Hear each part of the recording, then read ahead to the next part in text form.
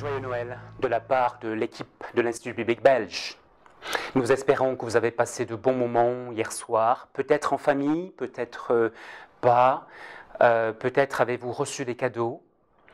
Quoi qu'il en soit, sachez que Jésus-Christ est le cadeau que Dieu le Père a offert aux hommes pour le salut de leurs âmes. Dans Matthieu 2, on voit des mages à la recherche du Messie. Et le verset 11 nous apprend que ces mages sont au chevet de l'enfant Jésus, né quelques mois auparavant. Ils se sont prosternés devant Jésus et l'ont adoré.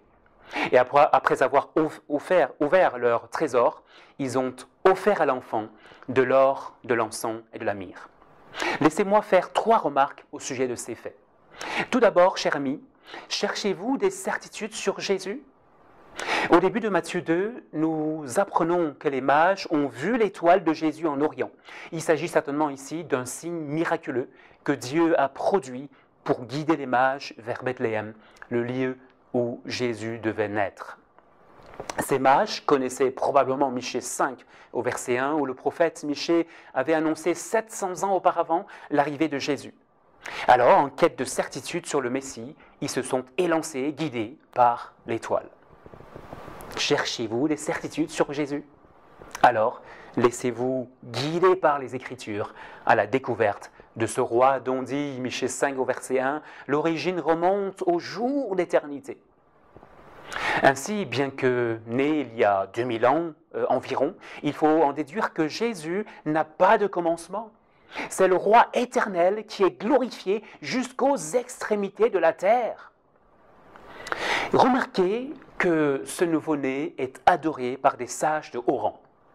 En effet, les mages venaient d'assez loin, d'Orient, et après avoir parcouru plusieurs milliers de kilomètres, ils trouvent enfin l'enfant et se prosternent devant lui, reconnaissant par là que Jésus est d'un rang encore plus élevé que le leur. Le terme utilisé ici pour prosterner décrit l'hommage rendu à des rois dont certains exigeaient la prosternation de leurs sujets en signe d'humiliation. En s'humiliant donc jusque à terre, les mages reconnaissent en l'enfant Jésus leur roi et leur Seigneur. Jésus est-il votre roi, votre Seigneur ? Celui devant qui vous vous prosternez ? Celui auquel vous vous soumettez avec joie ? Non seulement les mages se prosternent et adorent Jésus avec joie, mais encore ils lui offrent des cadeaux de grande valeur, de l'or, de l'encens, de la myrrhe. Certains commentateurs, comme Lenski, trouvent ces cadeaux hautement symboliques. L'or est le symbole de la royauté de Jésus. L'encens habituellement offert à Dieu établit la divinité de Jésus. La myrrhe, cette gomme aromatique, renvoie au sacrifice de Jésus. En cette période de Noël, nos contemporains s'attendent, dans une certaine mesure, à recevoir des cadeaux. Peut-être est-ce votre cas ? Certains s'attendent à ce que Dieu réalise leurs souhaits, s'explique sur ce qui ne va pas, etc.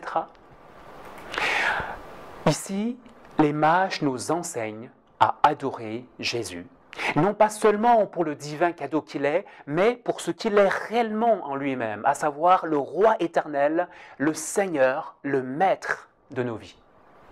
Alors, avec ou sans cadeau, joyeux Noël!